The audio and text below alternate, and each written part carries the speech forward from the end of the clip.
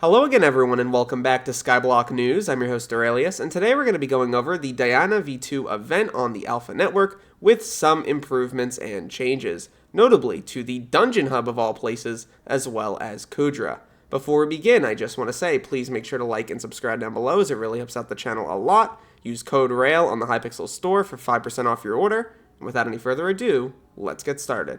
Here we are in-game at the brand new and improved Dungeon Hub, and as you can notice, Kuudra is now included as part of the Dungeon Hub. You are able to access Kuudra, you are able to access the upgrades for the Crimson Essence shop, and if you want to, you can go over to Croesus over here, and you can click on him, and you can also pick up Kuudra stuff here as well. So you are able to interact with both of the systems here for the Catacombs and for Kuudra. There's also a guy named Vesuvius if you warp over to Kuudra in the Crimson Isle, and he will manage your stuff over there, although I don't believe he'll manage your Dungeon Hub stuff here. So keep that in mind. If you want to, though, you can go to Vesuvius, I guess, if you're in the Crimson Isle, but you can now access all of that stuff from the Dungeon Hub. Also, the Sand Dungeon is now gone. That is not coming soon, and seemingly not coming ever, but there is still the little forested dungeon here, so maybe eventually, 10 years down the line,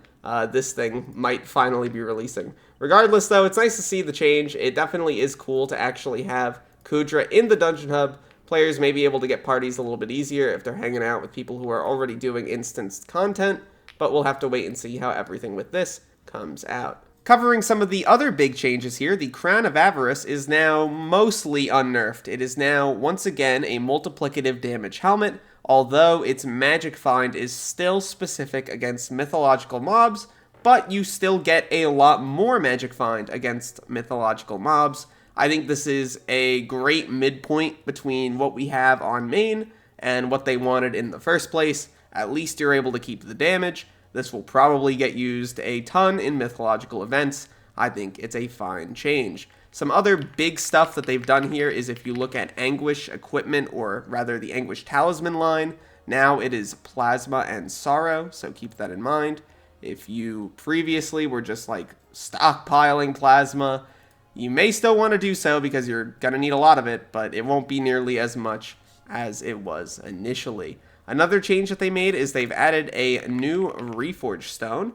This can be added to your spades, and this gives you 2 additional burrows. But in consequence to this change, basically, if you go to the Mythos armor set, they removed its special tiered bonus where you basically got 2 extra burrows from that.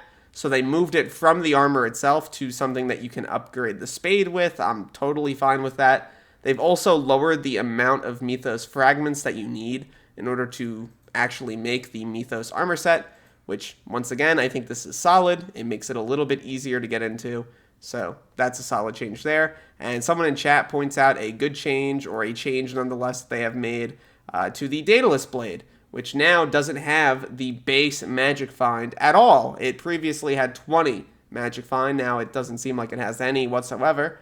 But you are getting 0.3 magic find on mythological mobs per bestiary tier. You have them across all of them. I think there's like 280 tiers you can get. So you will get a lot of magic find just in the mythological event.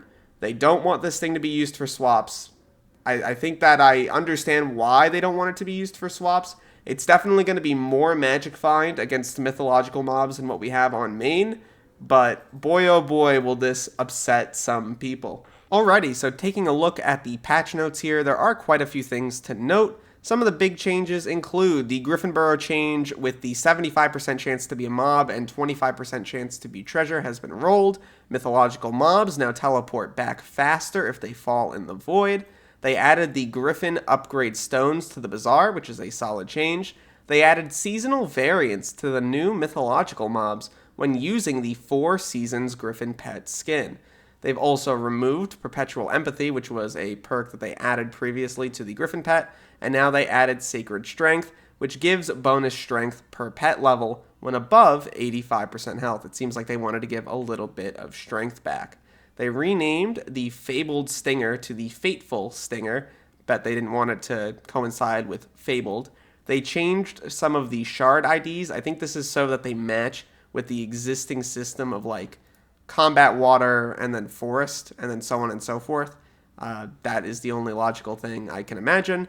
They reverted the change they previously made to the Ragnarok, so there are no changes at the moment to the Ragnarok. It works exactly the same as it does on live. They buffed quite a few of the drop rates. I think people were a little upset about the initial drop rates for some of these, so it should be a little bit better to get the Shimmering Wool, the Manticore, and the Fateful Stinger. There's also a new Myth the Fish item, a 1 in 10,000 chance to replace any treasure found in Griffin Burrows. Very, very interesting. I wonder who's going to be the poor guy to accidentally get this instead of a... Oh man, that'd be awful. Imagine you're the guy to get this instead of the mythological die. That would be awful. They added a sell price to the Cretin Urn, so now there's something for that. They replaced Diana's Pet Luck perk with Huntress's Intuition, granting you bonus tracking. The Anguish Talisman line has been changed. We saw that already. It's now Sorrow, which is pretty great. Diana's Bookshelf got changed as well. Pet Luck has been removed, replaced with Tracking. They seem to be getting rid of quite a bit of Pet Luck here. Mythological Die now drops from mythological mobs directly. Okay, I guess that answers this question. You won't be able to get it from Burrows at all, so that's pretty neat. The Future Calories Talisman has been replaced in terms of its Fishing Wisdom with Tracking, so they're trying to add more tracking throughout the game. They reduced some of the costs for quite a few things, notably the Mythos Armor. We showed that. That went from 8 to 2.